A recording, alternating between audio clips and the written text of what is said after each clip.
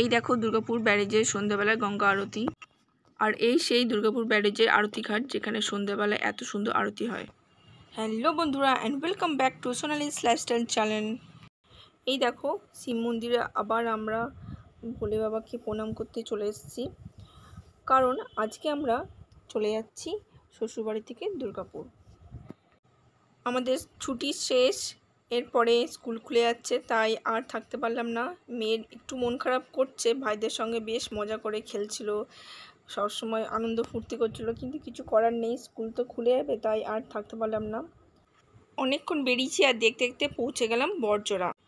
আর আমরা প্রত্যেকবার ফেরার সময় এই কেক শপটাই দাঁড়াই, কারণ এই দোকানে আইসক্রিম আছে, আর আমরা ফেরার সময় প্রত্যেকবারই আইসক্রিম কিনি। বেশ ভালোই লাগে রাস্তায় যেতে যেতে আইসক্রিম খেতে, তাই না? আস্তে আস্তে আমরা পৌঁছেও গেলাম দুর্গাপুর। এই দেখো আমরা এবারে ঢুকছি দুর্গাপুর ব্যারেজে। এই যে তোমরা লেখাটি দেখতেই পাচ্ছ, ওয়েলকাম টু দুর্গাপুর ব্যারেজ। আচ্ছা বন্ধুরা, তোমরা যারা দুর্গাপুরে থাকো না, চলো তোমাদের সঙ্গে আমি আজকে শেয়ার করব আমাদের দুর্গাপুর ব্যারেজে আরতি ঘাট। আমাদের এই দুর্গাপুর ব্যারেজে একটি আরতি ঘাট নতুন বানিয়েছে।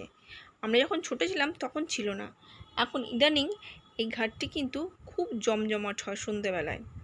এই দেখো আমাদের দুর্গাপুর ব্যারেজে এই দিকটা পুরো জল স্টোর করে রাখা আছে, দেখতে পাচ্ছ কত জল। আর আমাদের এই ব্যারেজটি কিন্তু অনেক বড়, আর অনেকগুলো কিন্তু গেট আছে, প্রচুর প্রচুর জল আছে।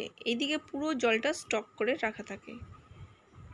দেখো যাচ্ছি তো যাচ্ছি, শেষ আর হচ্ছে না।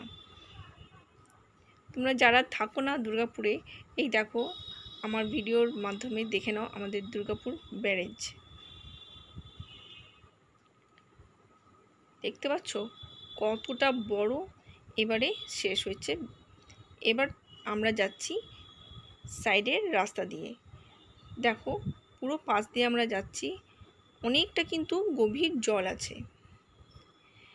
এমনিতে দেখে বোঝা যায় না কতটা জল আছে।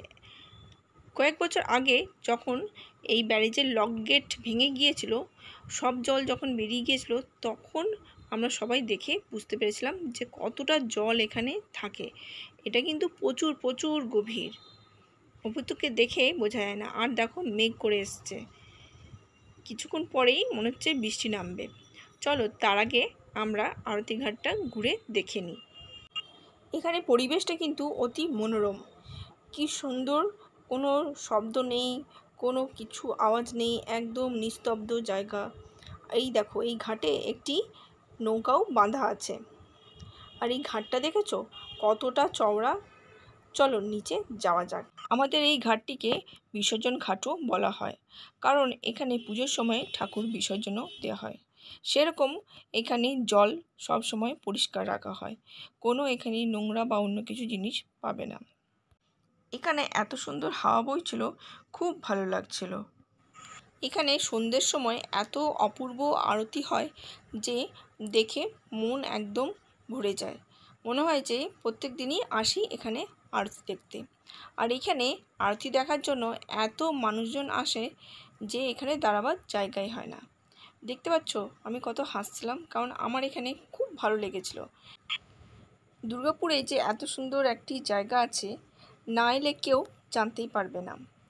আর ওই দেখো দূরের দিকে মেঘও করে এসছে এই সাইডে, এর কিছুক্ষণ পরেই বৃষ্টি নামবে। আর এই সিনারিটা বেশ ভালো লাগছে দেখতে, গভীর জল, পাড়ে নৌকো বাঁধা, আর ওই দূরের দিকে মেঘ করে এসছে, সত্যি অপূর্ব লাগছে। এই ঘাটিতে নানা রকম পুজোর জন্যও কিন্তু আসেন। আর হ্যাঁ জানো, মহালয়ার সময়ও কিন্তু এই ঘাটটি প্রচুর মানুষের ভিড় হয়ে যায়, কারণ এখানে অনেকে আসেন তর্পণ করতে। আবার ছট পূজার সময়ও কিন্তু এইখানে ছট পূজার জন্য সব মানুষজনেরা এখানে আসেন। আর দেখো কেমন মেঘ করে এসছে, দেখতে দেখতে কিন্তু আস্তে আস্তে অন্ধকার হয়ে আসছে। দাঁড়াও তোমাদের দেখায়, এখানে একটি সূর্য মন্দিরও আছে।